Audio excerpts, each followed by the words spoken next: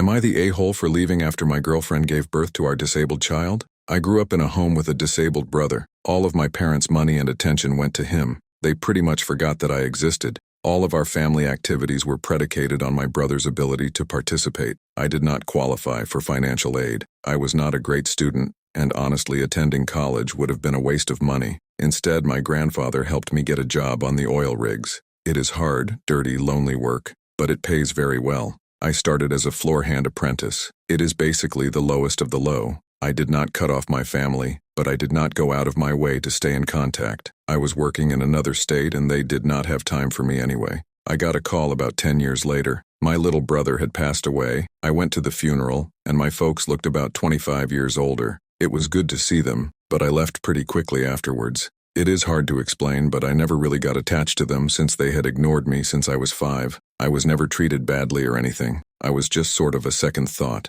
When my girlfriend got pregnant, I was happy. We had been together for 3 years and I was happy with her. I hope I was making her happy. We talked about it and we decided to get all the tests so we could know if we were going to have a healthy baby. Before the first test, we agreed that if we were not having a healthy baby, then we were not having a baby. I know it is a horrible thing to contemplate, but I had been through that life for 13 years and I was free of it with no interest in going back. One of the tests came back positive for one of the conditions that we had decided we would not want in a child. Please understand that I am not in any way saying that people with disabilities should not be born, only that I knew I would not want to be around for that. We had second, third, and even a fourth opinion. I spent a lot of my savings on tests that insurance would not cover in full. It was not a not great time. Then my girlfriend said that she changed her mind, that she could not terminate. I argued with her for days, weeks, until it was too late. I told her that I would not choose to be around to help with the child, that I would pay child support, but that was it. Our relationship was on cruise control from then until the baby was born.